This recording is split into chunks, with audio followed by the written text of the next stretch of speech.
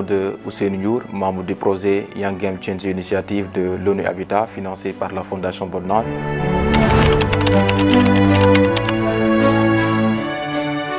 Dans ce projet, nous sommes 6 Game Changers, dont 4 qui font partie de l'université numérique Cheikh Hamidou Kane.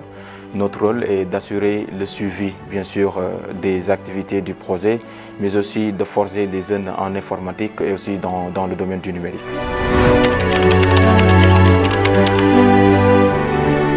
Oui, c'est vraiment essentiel d'impliquer les jeunes dans la transformation urbaine, comme on a souvent l'habitude de l'entendre.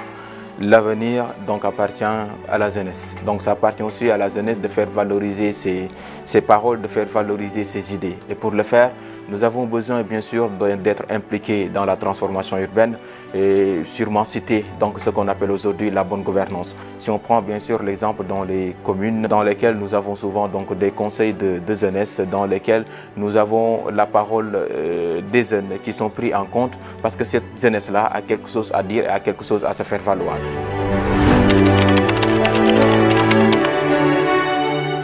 Dans le cadre du projet, nombreuses sont les activités concrètes qui ont été réalisées par les jeunes du projet WADJI, le Young Game Change Initiative. Donc nous, en tant que Game Changer, nous sommes chargés d'assurer le suivi de ces activités-là.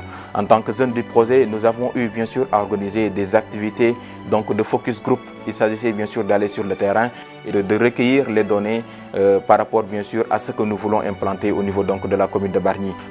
Nous avons fait ces activités-là et l'année dernière, les Game Changers ont été représentés au niveau du Forum urbain mondial qui se passait en Égypte par 2 Game Changers, mais aussi étudiants de l'université numérique Cheikh Hamidou Kane, à savoir Babacar Samb et aussi Fatoumata Diop Ndoye. Cette année, le Game Changer a été représenté en Suisse par 2 Game Changers du projet, mais aussi étudiants encore de l'université numérique Cheikh Hamidou Kane, à savoir Toutane Mengo Diouf et aussi Ousseynou Ndiour. Donc je suis là en train de parler avec vous.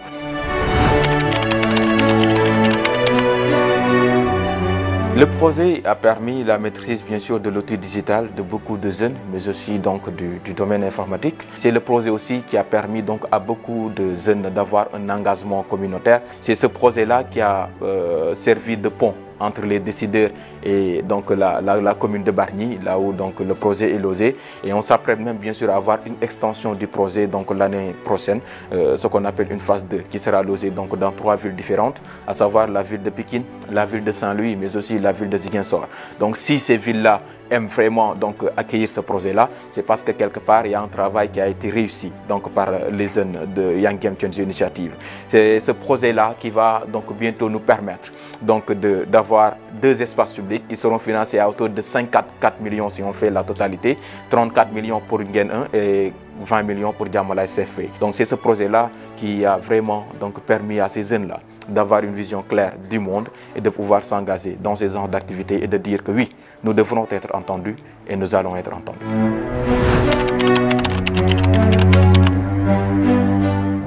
Dans le contexte local, l'État doit accompagner les communes à travers des financements qu'il pourra peut-être mettre sur place. L'État pourra aider les collectivités territoriales à mettre en place des espaces réels numériques pour permettre aux jeunes de co-décider, d'innover et d'agir avec les municipalités pour bien sûr mettre en œuvre la santé et le bien-être de tout le monde.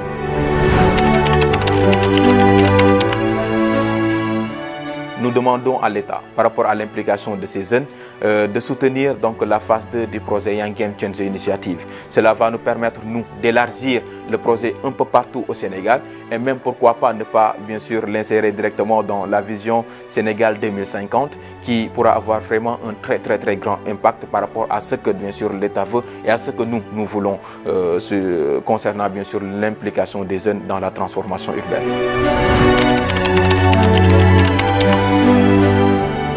Il y a un proverbe en anglais qui dit « Nothing is easy, nothing is free ». If you want to be successful, you have to pay the price. Rien n'est facile, rien n'est gratuit. Et que si tu veux vraiment réussir ou bien réaliser tes rêves, tu dois en payer le prix. Le prix à payer ici, c'est l'engagement. Il faut être engagé dans les actions de la communauté. On doit essayer de valoriser nos idées, on doit essayer de nous mettre devant la scène. Alors prenez vos responsabilités, engagez-vous dans ces actions citoyennes-là et je vous assure que vous allez réussir vos objectifs et vos rêves.